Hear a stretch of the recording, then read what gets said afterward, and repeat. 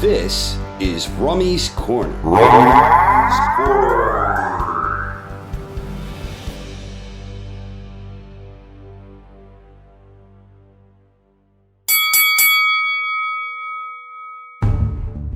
At the conclusion of 1989, these were the top-rated heavyweights according to Ring Magazine.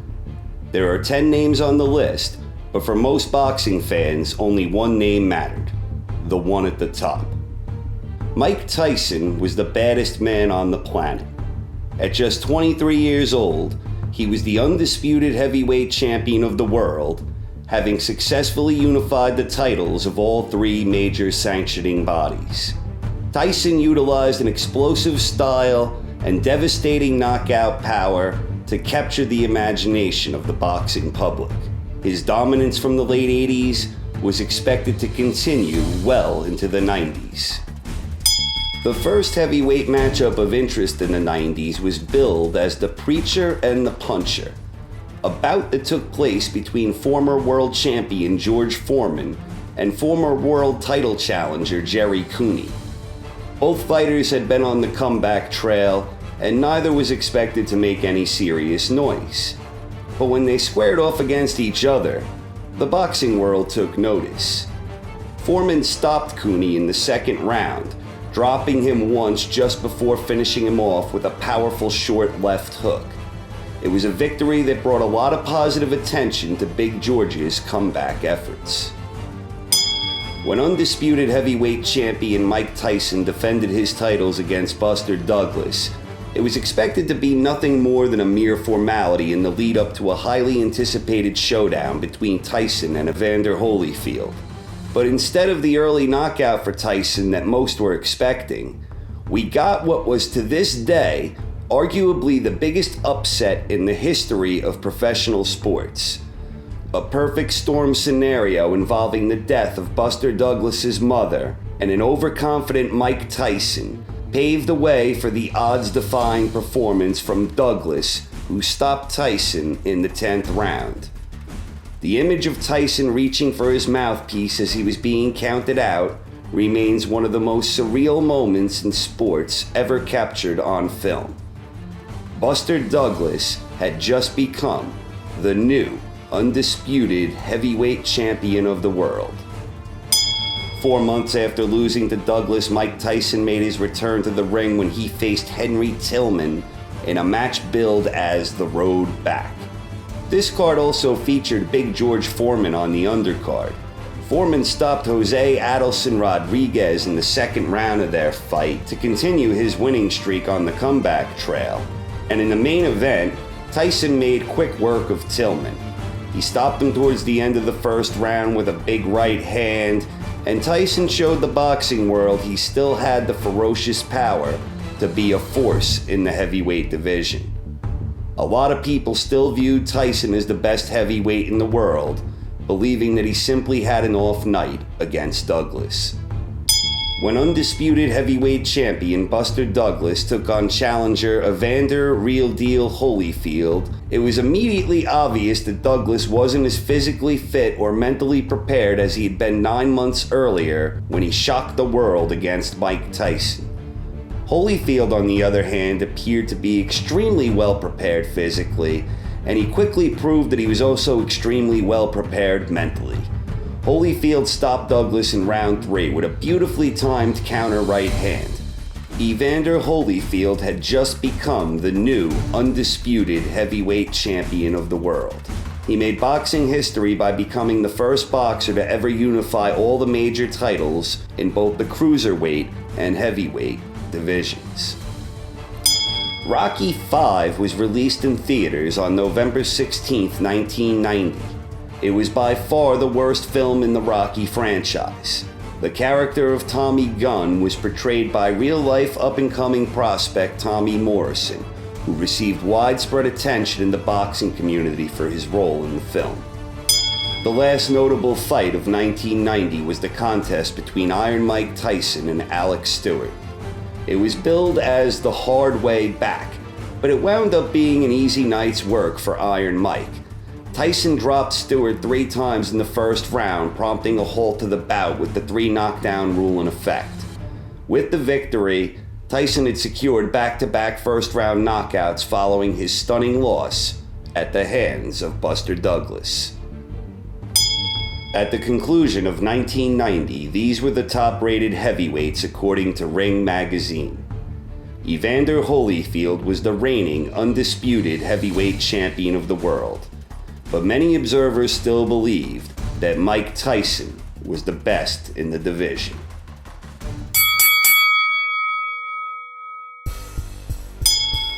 Billed as the fight of the year, the first significant heavyweight bout in 1991 was between top-rated contenders Mike Tyson and Razor Ruddock.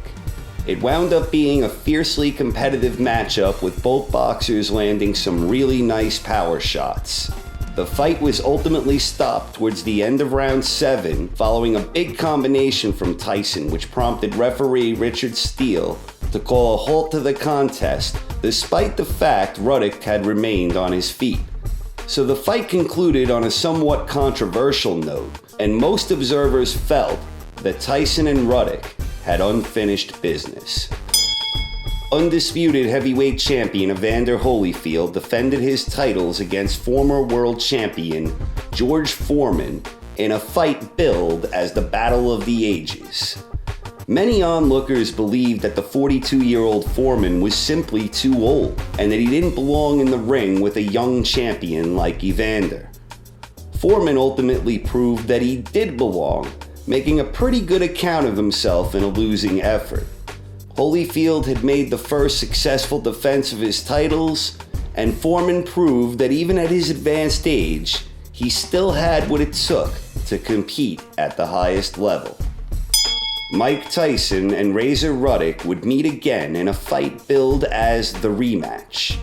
They were looking to settle unfinished business following the controversial stoppage in their first meeting, and they were also fighting for the right to face undisputed heavyweight champion Evander Holyfield. It was another hard-fought bout between Tyson and Ruddock, and this time there was no controversy. The fight went the distance, and Tyson won a unanimous decision on the scorecards. So it looked as if the highly anticipated showdown between Holyfield and Tyson would finally happen, just a little bit later than expected, compliments of Buster Douglas. On July 22nd, Desiree Washington filed a complaint accusing Mike Tyson of rape. A matchup featuring two undefeated up-and-coming heavyweights, Ray Mercer and Tommy Morrison, was billed as Test of Courage, and that proved to be a fitting name for this classic encounter. Morrison started the fight off strong and he looked good early, but in the 5th round, Mercer stopped Morrison with one of the most fierce and vicious knockout combinations the sport has ever captured on film. It was an absolutely brutal assault. Mercer lived up to his merciless moniker as he launched one big bomb after another with staggering precision. Mercer's menacing display of power made big waves on the heavyweight scene. November 8th, 1991 was the date that Mike Tyson was supposed to challenge Evander Holyfield for the undisputed heavyweight championship. But Tyson had to pull out of the fight a few weeks before it was scheduled due to a rib injury. With Tyson on the shelf for a rib injury, Holyfield needed an opponent, and his original replacement was Francesco Damiani, but he suffered a foot injury just days before the fight, so as a last-minute replacement, Holyfield wound up defending his crown against Bert Cooper. Cooper put forth a surprisingly spirited effort, and he actually gave the champion a good run for his money. But Holyfield ended matters in the 7th when he fired off a lengthy combination which prompted referee Mills Lane to call a halt to the contest. At the conclusion of 1991, these were the top-rated heavyweights according to Ring magazine. Evander Holyfield was still the reigning undisputed heavyweight champion of the world. Fans were eager to see a mega bout between Holyfield and former champion Mike Tyson, but Tyson's looming rape trial left things a little uncertain.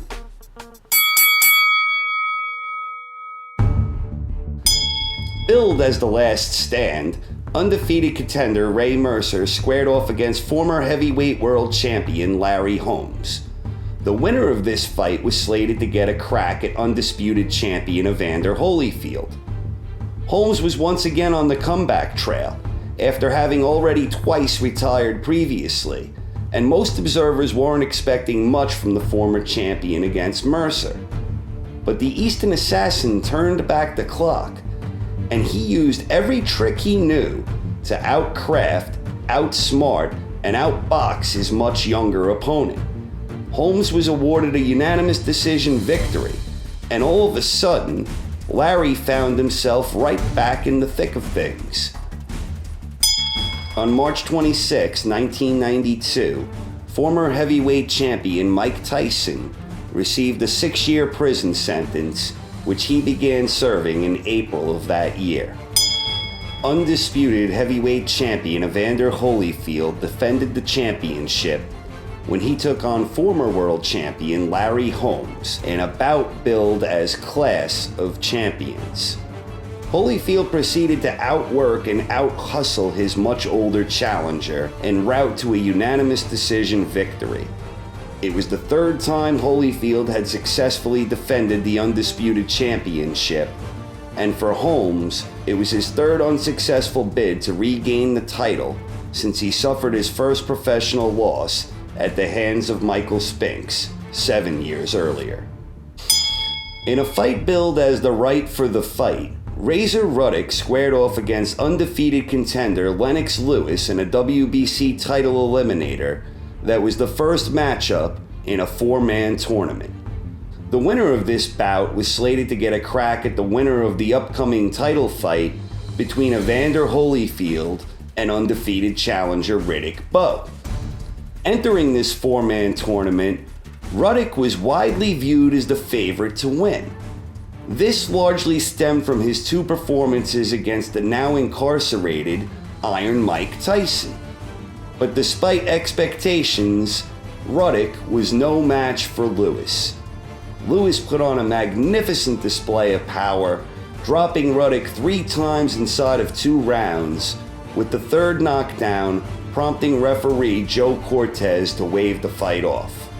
Lewis made a huge statement and officially earned himself a crack at the title against the winner of Holyfield Bowe, which was now just 2 short weeks away. In an instant classic, in a fight that would ultimately be viewed as one of the best heavyweight title fights in the rich history of boxing, Riddick Bowe captured the undisputed heavyweight championship when he defeated Evander Holyfield by unanimous decision in an absolute battle for the ages. It was a tremendous back and forth action fight with a lot of dramatic shifts in momentum.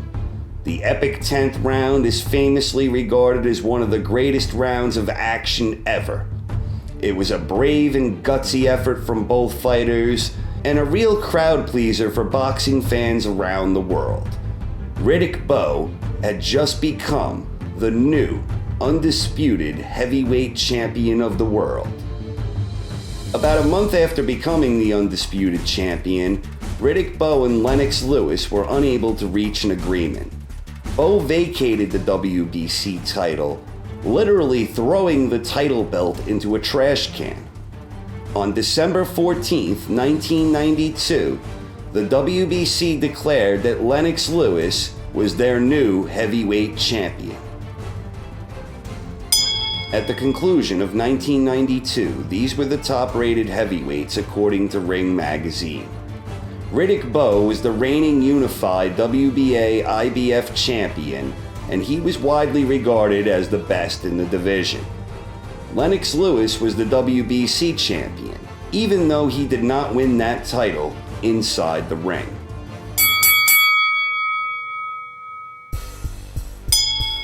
Merciless Ray Mercer was featured on the undercard of a heavyweight championship bout between unified WBA IBF champion Riddick Bowe and former titleist Michael Dokes. Mercer had what was expected to be a tune-up bout against Jesse the Boogeyman Ferguson. The plan was to set the stage for a big showdown between Bowe and Mercer later that year. But the boogeyman had other plans, and he was able to control most of the fight and was awarded a unanimous decision victory in a huge upset. There were allegations that Mercer had attempted to offer a mid-fight bribe to the boogeyman to take a dive. Mercer was charged and ultimately acquitted of bribery charges the following year. Meanwhile, Riddick Bowe took care of business in impressive fashion as he battered Dokes in a total mismatch, stopping the former champion by technical first-round knockout. Lennox Lewis made the first successful defense of his WBC title when he took on former titleist Tony Tucker. In a match billed as Star Spangled Glory, Lewis dropped Tucker twice en route to a unanimous decision victory. It was a good performance from Lennox, but since Lewis had never won a title inside the ring, he was still living in the shadow of the universally recognized champion, Riddick Big Daddy Bowe. Billed as the heavyweight debate, unified WBA IBF heavyweight champion Riddick Bowe took on Jesse the Boogeyman Ferguson. This one was expected to be a one-sided mismatch, and that is exactly what it turned out to be. The only reason Ferguson even received the opportunity was because he had already derailed plans for Bowe to face Ray Mercer. The Boogeyman was no match for Big Daddy Bowe. The reigning heavyweight champion made quick work of Ferguson, dropping him to end the first and finishing him off not long into the second. Bowe now had two successful title defenses, but both were against lightly regarded challengers. Former heavyweight world champion George Foreman and Tommy Morrison would square off against one another in a bout billed as Star Spangled Battle, which was totally lacking in originality given the fact that the bout between Lennox Lewis and Tony Tucker just a few months earlier was called Star Spangled Glory. Morrison abandoned his typically aggressive style, instead deciding to stick, move, and box against his older, slower opponent. The strategy worked, and Morrison was awarded a unanimous decision victory against Big George. WBC heavyweight champion Lennox Lewis took on fellow British boxer Frank Bruno, who in the lead up to the bout described the champion as being, quote, not British, noting that Lewis had fought under the Canadian banner at the Olympics Games. This led to some heightened tensions that manifested during the bout where both fighters put forth a spirited effort. In round 7, Lewis staggered Bruno with a big left hand, which led to a flurry of unanswered shots that ultimately led to Bruno's demise.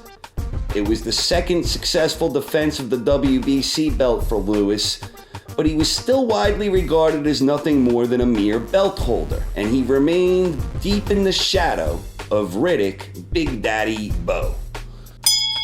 The highly anticipated rematch between unified WBA IBF heavyweight champion Riddick Bowe and former undisputed champion Evander Holyfield took place almost exactly 1 year after their first encounter, and it was fittingly billed as Repeat or Revenge.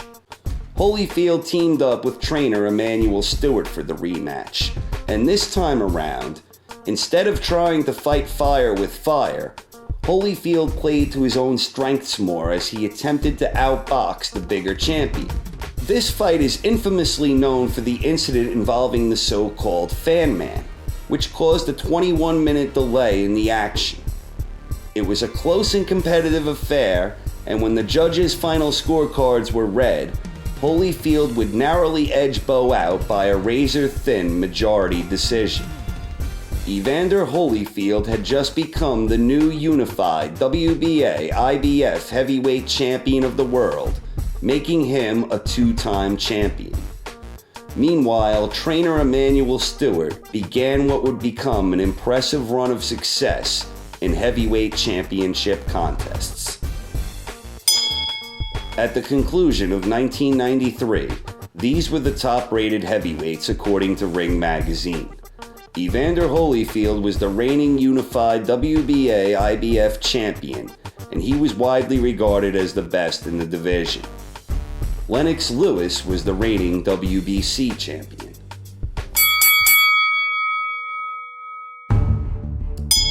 When unified WBA IBF champion Evander Holyfield went up against Michael Moore, he was facing his mandatory challenger for both sanctioning bodies. Holyfield and Moore battled it out in a competitive affair, and the judges ultimately scored the bout as a majority decision victory for the challenger. Holyfield was hospitalized after the bout and diagnosed with a heart condition. He retired 5 days later, although his retirement would be short-lived as the result of a misdiagnosis. Meanwhile, Michael Moore had just become the new unified WBA IBF heavyweight champion of the world. He made boxing history by becoming the first ever southpaw to become heavyweight champion. WBC heavyweight champion Lennox Lewis made the third successful defense of his title with a dominant performance against Phil Jackson. Lewis dropped Jackson 3 times, the last of which resulted from a tremendous combination prompting referee Arthur Mercanti Sr. to call a halt to the contest. With the victory, it appeared that Lennox Lewis was finally beginning to emerge from the shadows of Riddick Bowe and the now retired Evander Holyfield. In June, Lewis and Bowe had finally agreed to terms for a bout that was anticipated to take place the following year in either March or April. That summer, Bowe had his first bout since dropping his titles to Holyfield. His opponent was Buster Mathis Jr.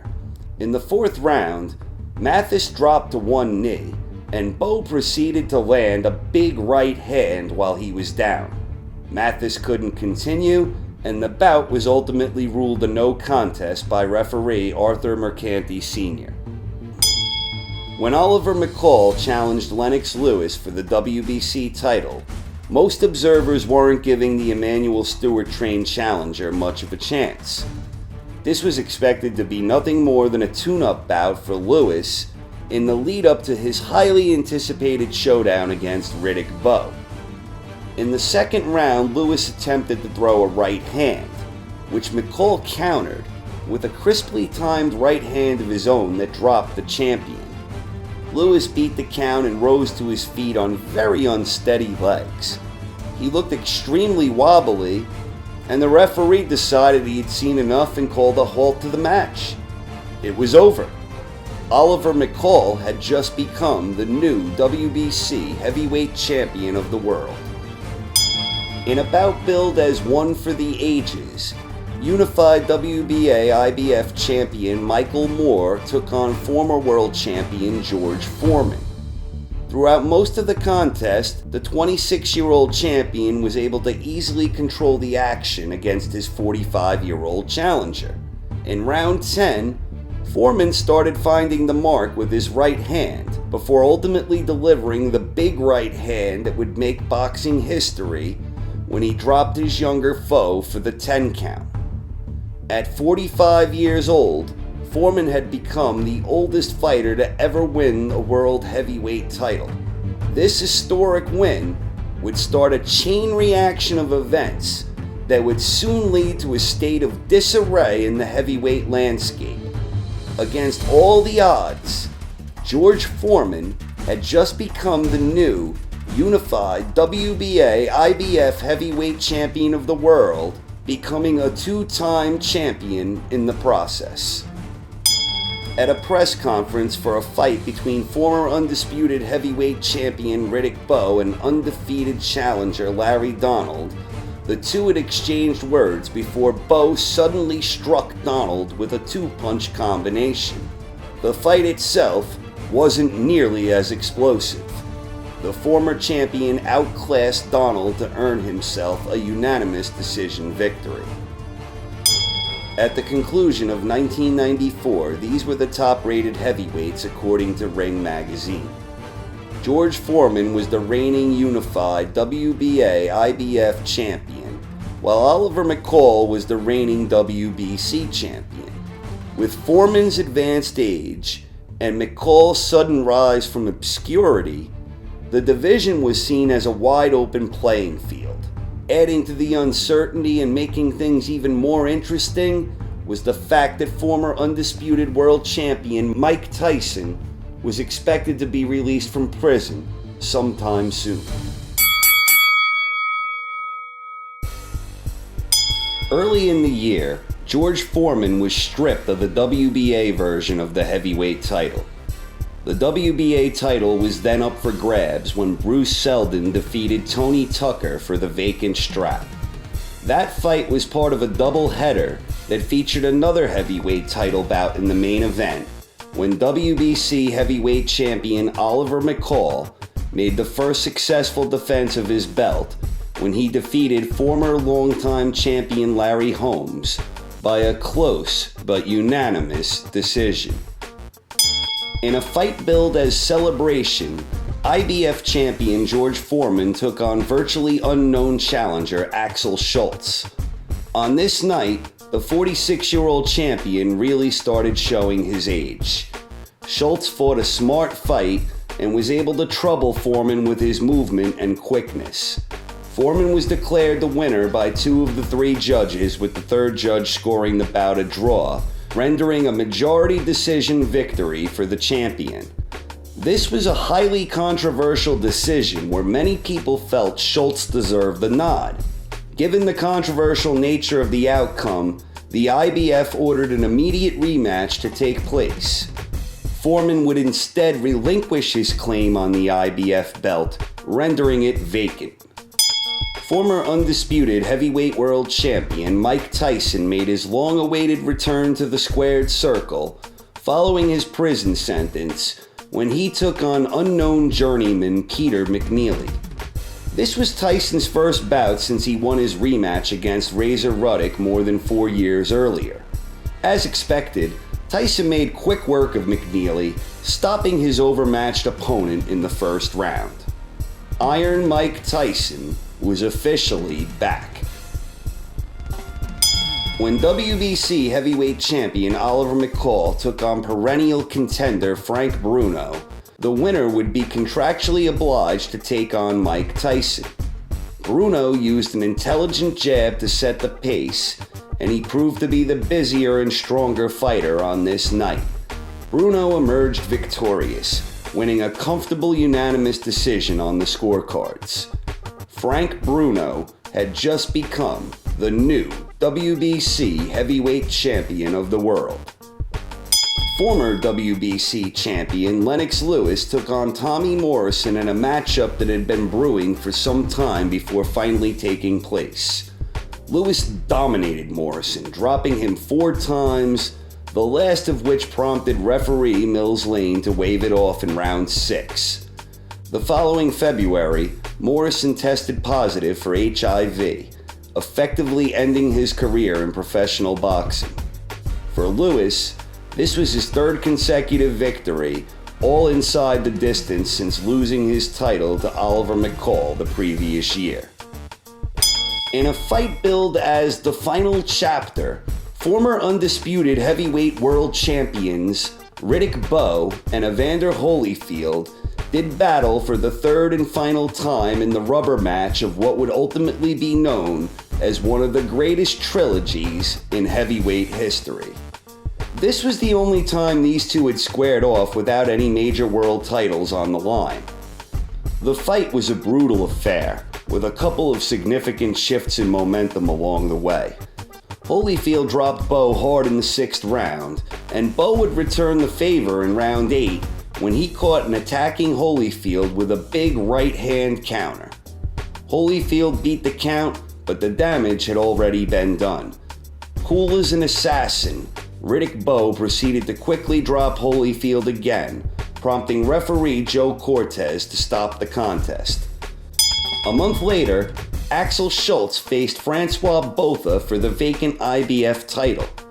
Botha was awarded a split decision victory, but following the fight he tested positive for a banned substance.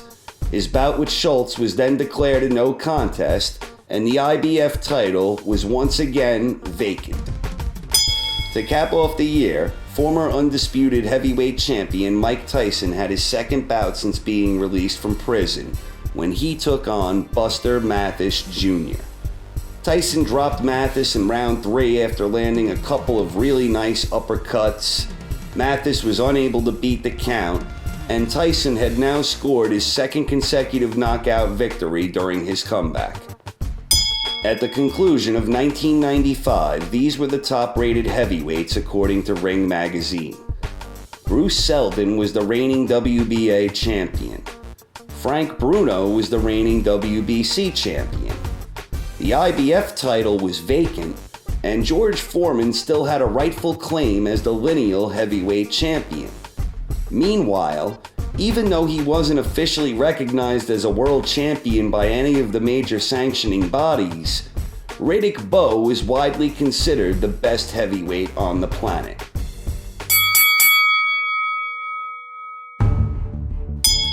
HBO's Night of the Young Heavyweights provided boxing fans an up-close look at 6 highly touted prospects of the time.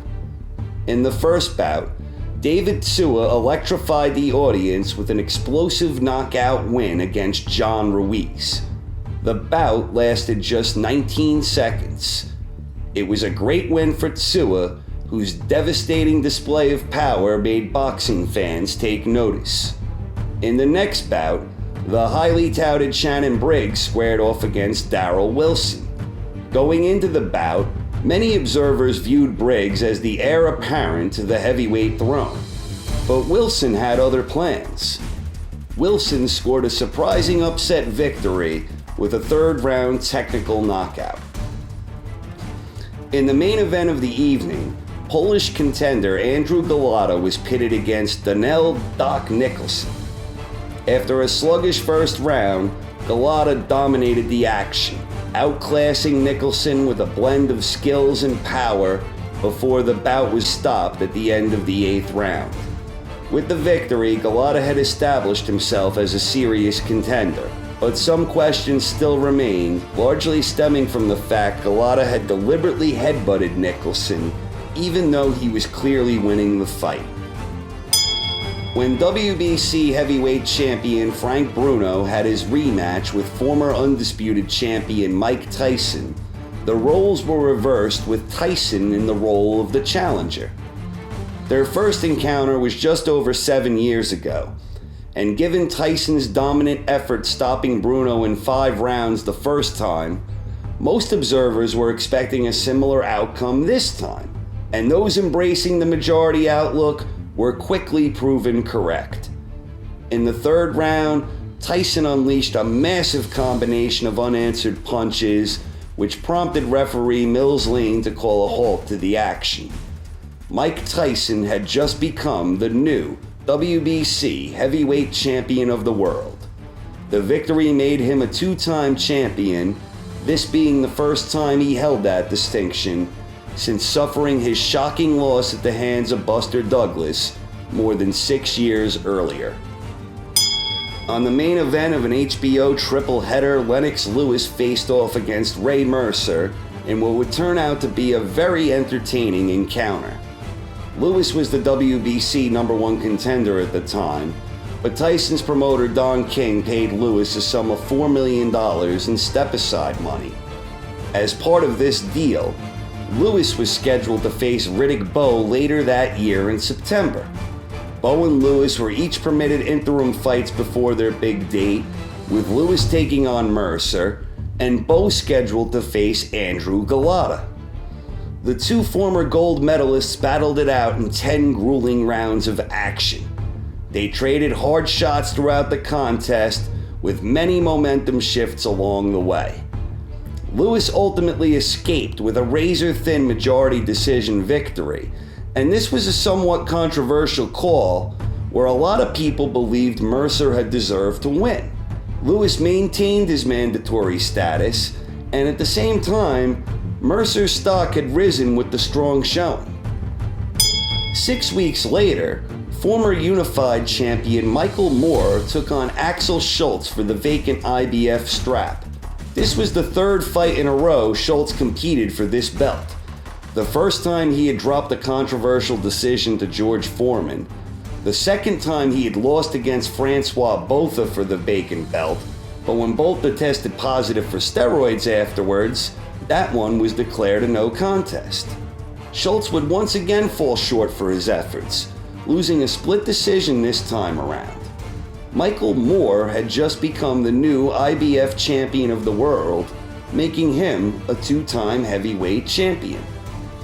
When former undisputed heavyweight champion Riddick Bowe faced Andrew Golota in a fight billed as Big Daddy's Home, it was expected to be a stepping stone for Bowe, leading into the long-time, highly anticipated showdown between him and Lennox Lewis. All that stood in the way was Golota, but the Polish contender proved to be more polished and skilled than most were expecting. Even though he wasn't a champion, Bowe was still widely regarded as the best heavyweight in the world, but Golota was consistently winning the battle of the jabs, and he used deceptively quick hand speed to rattle Bowe with short, blistering combinations. Golota was also doing a good job working the body, but he was having trouble keeping his punches above the belt line. Golota was warned for throwing low blows in round 2, and also again in round 3. He was deducted a point for a low blow in round 4, then another point in round 6, and then yet another, a third point in round 7. Whenever Golota wasn't breaking the rules, he was dominating Bowe. But Golota couldn't resist throwing low, and another low blow later in the 7th round caused Bowe to double over in pain, prompting referee Wayne Kelly to disqualify Andrew Golota. After the fight was called off, a member of Bowe's corner attacked Golota, and a riot ensued at Madison Square Garden. At the time of the disqualification, Golota was ahead on all 3 judges' scorecards. When WBC champion Mike Tyson faced WBA champion Bruce Seldon in a bout billed as the Championship Part 2, it wasn't officially recognized as a unification bout. The WBC didn't sanction the bout, so only Seldon's WBA title was on the line. Tyson made quick work of Seldon, stopping him in the first round to cries of "fix" from the disappointed crowd in attendance. Mike Tyson had just become the new WBA heavyweight champion of the world, and would shortly after relinquish his claim to the WBC crown, rather than face their number 1 mandatory contender, Lennox Lewis. Instead, Tyson was looking in the direction of a fight that had been very long in the making. A little over 2 months after winning the WBA title, Mike Tyson took on challenger Evander Holyfield in a battle of former undisputed champions. The fight was duly billed as Finally, a reference to the 3 prior occasions when a would-be showdowns between Tyson and Holyfield were derailed. First, following Tyson's shocking upset loss at the hands of Buster Douglas. Next, because of a rib injury suffered by Tyson. And then again, when Tyson was sentenced to prison. Tyson had started the fight aggressively, per his trademark, but Holyfield soon made adjustments and was able to outthink and outmuscle Tyson. This trend continued as the rounds progressed, and Holyfield started countering Tyson's wild shots with crisply timed counters. The fight was ultimately stopped after a barrage of unanswered shots from Holyfield in round 11. Evander Holyfield had just become the new WBA heavyweight champion of the world, scoring a major upset to become a 3-time heavyweight champion, a feat that had only been achieved previously by Muhammad Ali. On the undercard, IBF champion Michael Moore had made a successful defense when he scored a 12th round stoppage against Francois Botha. There was heightened security for the rematch between former undisputed champion Riddick Bowe and Andrew Golota as a result of the riot that erupted at the conclusion of their first encounter in Madison Square Garden. The rematch was supposed to resolve matters and settle unfinished business, but instead the fight wound up turning into a brutal repeat of their first encounter that left fans with more questions than answers. The fight was an absolute war, with back and forth action that saw both fighters hit the canvas. After dropping Bowe with an absolutely brutal combination in round 5, Golota had seized control of the momentum and proceeded to batter Bowe with a snappy jab and short, powerful combinations that rocked Bowe time and time again. Once again, Golota had trouble fighting inside the rules. He was warned and penalized several times throughout the fight before ultimately being disqualified once again in round 9, following a vicious 3-punch combination below the belt line. At the time of the disqualification, Golota was once again ahead on all 3 judges' scorecards, just as he had been the first time he was disqualified against Bowe. It was a strange ending to one of the most bizarre rivalries in boxing history. At the conclusion of 1996, these were the top-rated heavyweights according to Ring magazine. Evander Holyfield was the reigning WBA champion. Michael Moore was the reigning IBF champion. The WBC title was vacant, and George Foreman was technically still the lineal heavyweight champion, even though it had been over a year since he held a major world title.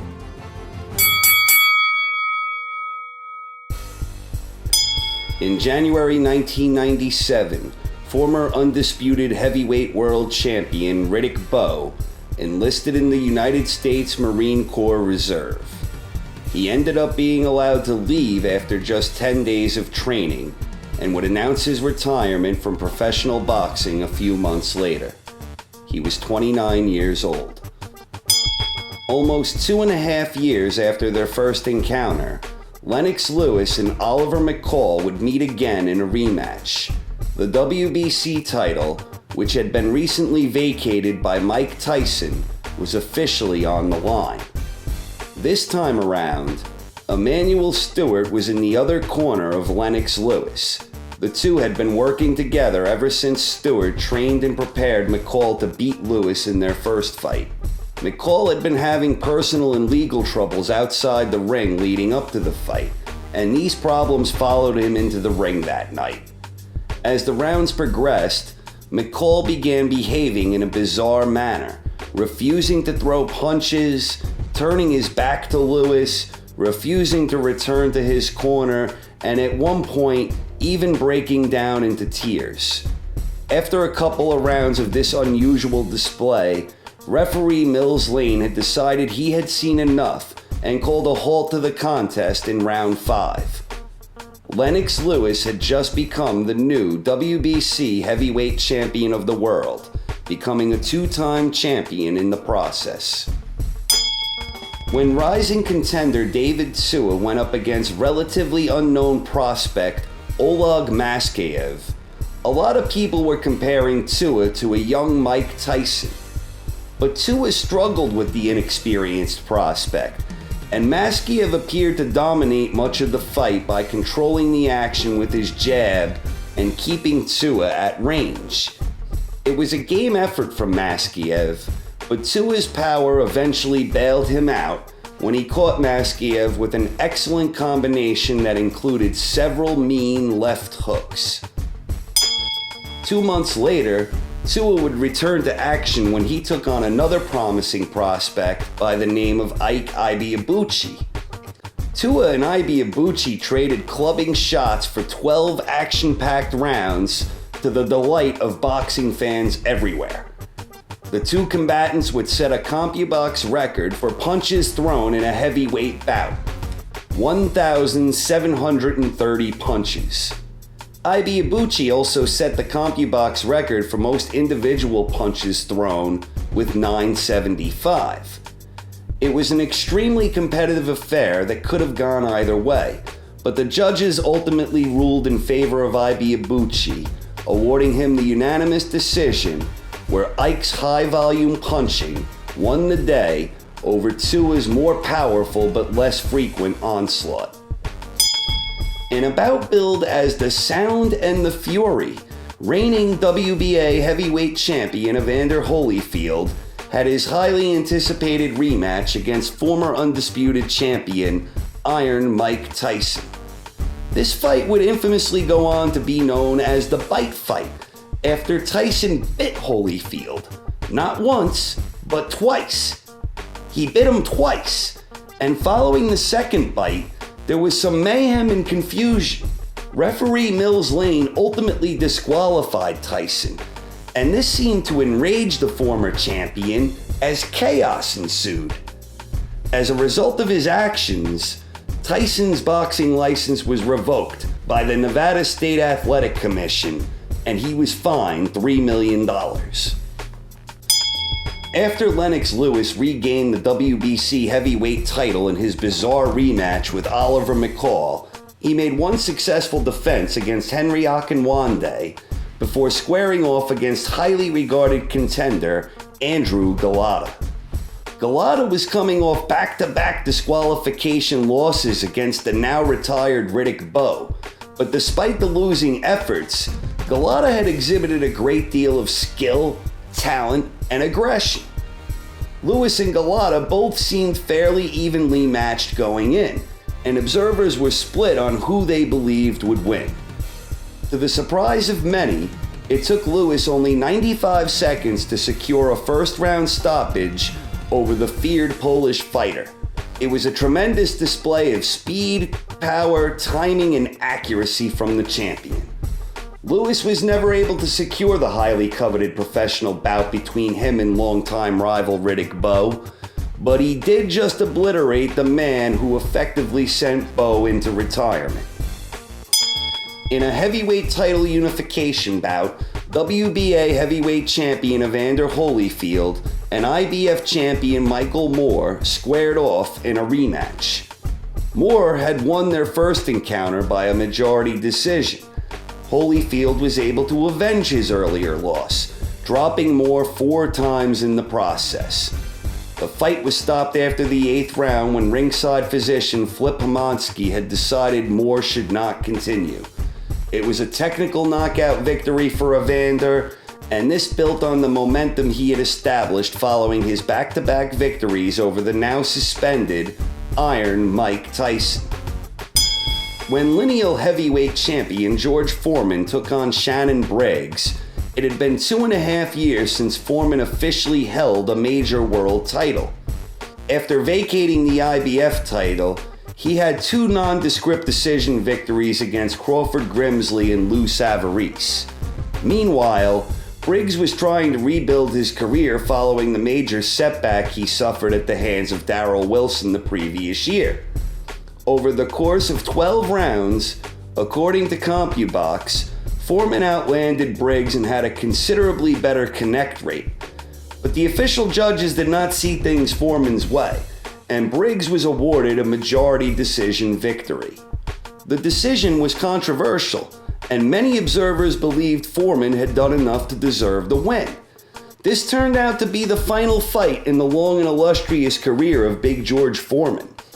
Shannon Briggs had just become the new lineal heavyweight champion of the world. At the conclusion of 1997, these were the top-rated heavyweights according to Ring Magazine. Evander Holyfield was the reigning unified WBA IBF champion. Lennox Lewis was the reigning WBC champion, and Shannon Briggs was the lineal heavyweight champion. Holyfield and Lewis had established themselves as the top 2 heavyweights in the world, and a showdown between the two seemed all but inevitable.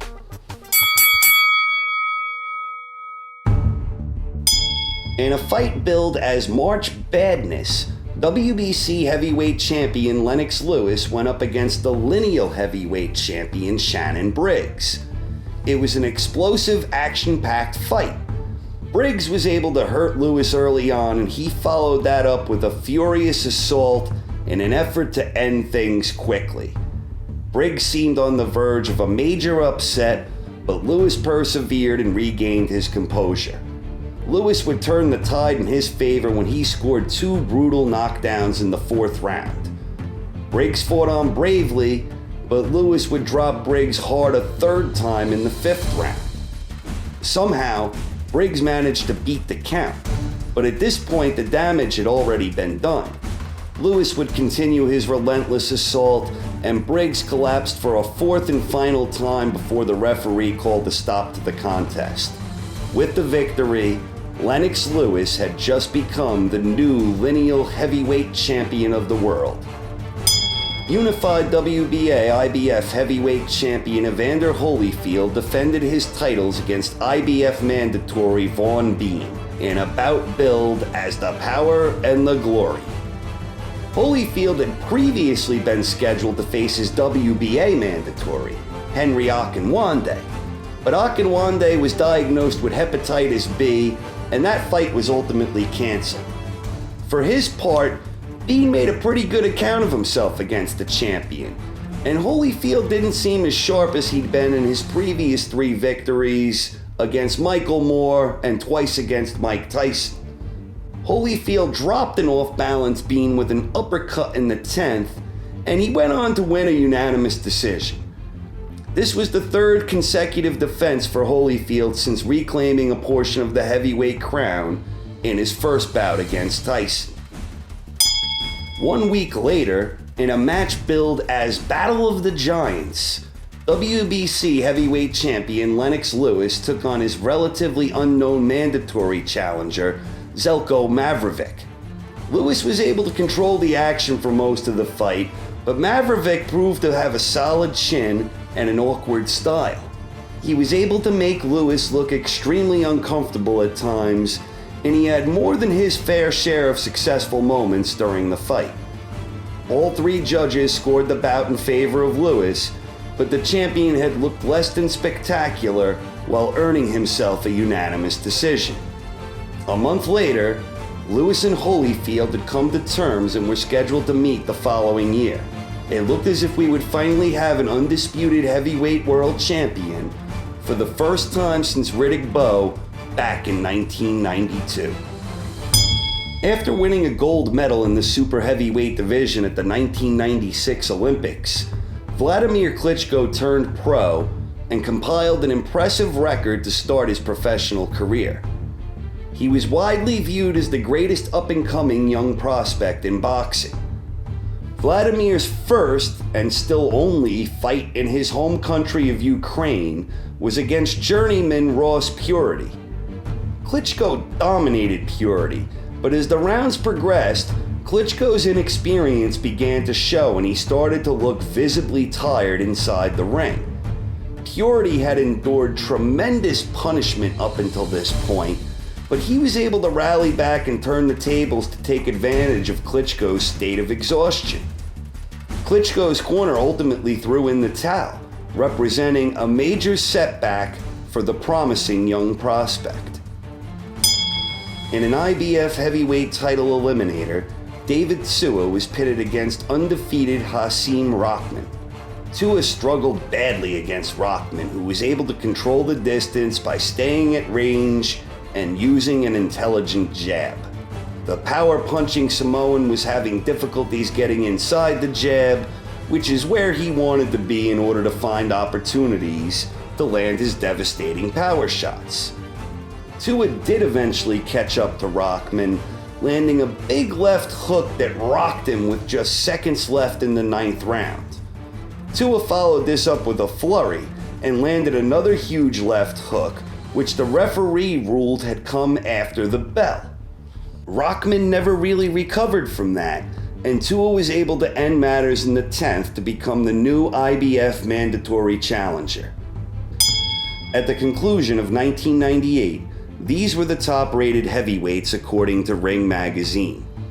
Evander Holyfield was the reigning unified WBA IBF champion. Lennox Lewis was the reigning WBC champion and also the lineal heavyweight champion. Holyfield and Lewis were headed for a showdown for heavyweight supremacy.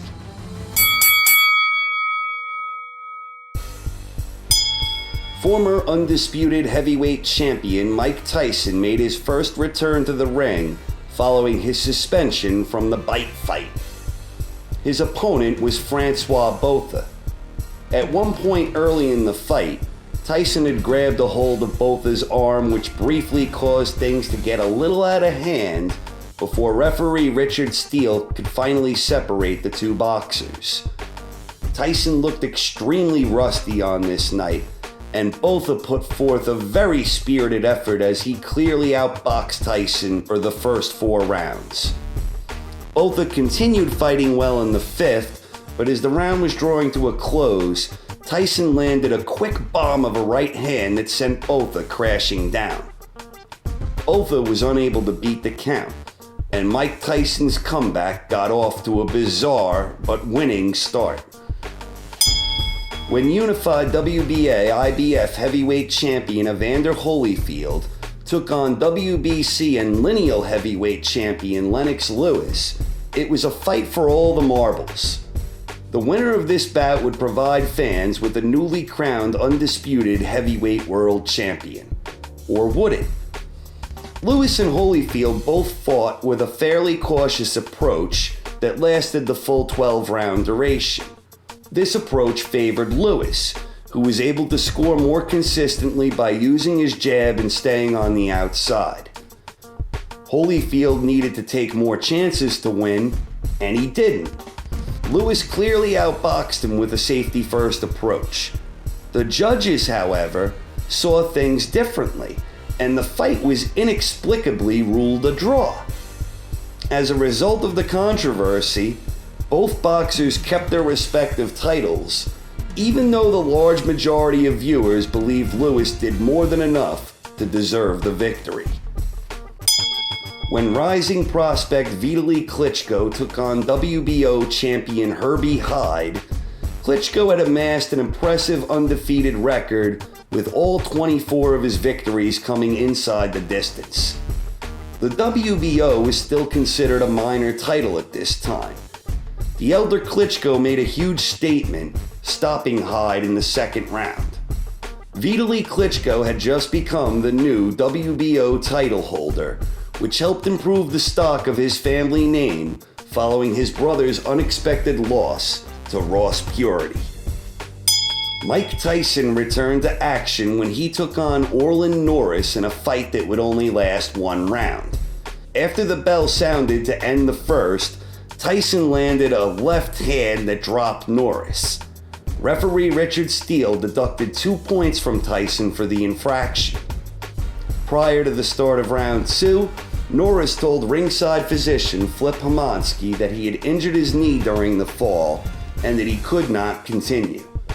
The bout was ruled a no contest, and Tyson once again found himself in a spotlight of controversy. Hasim Rahman and Oleg Maskiev battled it out in a fight where each boxer was looking to rebound and make a statement. Both had suffered fairly recent losses at the hands of David Sua in fights they had been winning. It was an entertaining match where Rahman and Maskiev were both looking to accomplish similar things to be effective. They both traded back and forth, with each man having moments of success. In round 8, Maskiev landed a monster blistering overhand right that sent Rahman through the ropes and over the announcer's table, where a monitor and other equipment came crashing down on the fallen fighter. A little bit of chaos broke out, but Rahman was unable to beat the 20 count, resulting in an impressive knockout win for Maskiev that sent waves throughout the heavyweight landscape. A week later, unified WBA IBF heavyweight champion Evander Holyfield had his rematch with WBC and lineal heavyweight champion Lennox Lewis.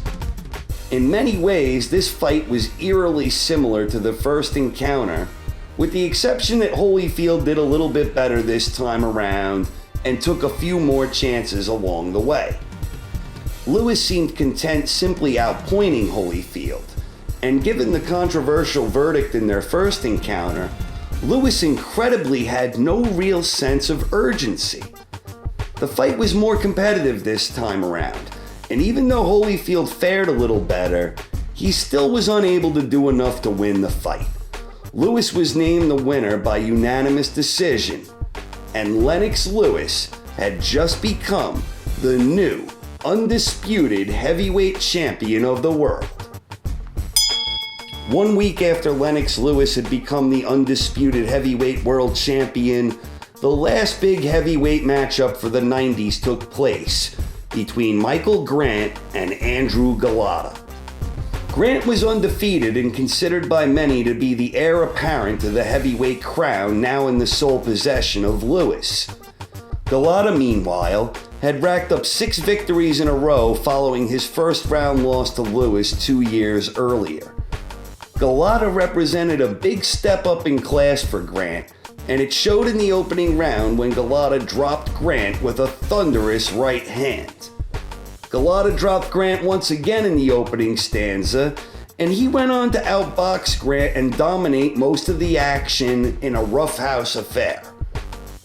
Grant would go on to drop Golota in the 10th round, and after rising to his feet before the 10 count, Golota informed referee Randy Newman that he did not wish to continue, and Michael Grant was awarded a 10th round technical knockout win.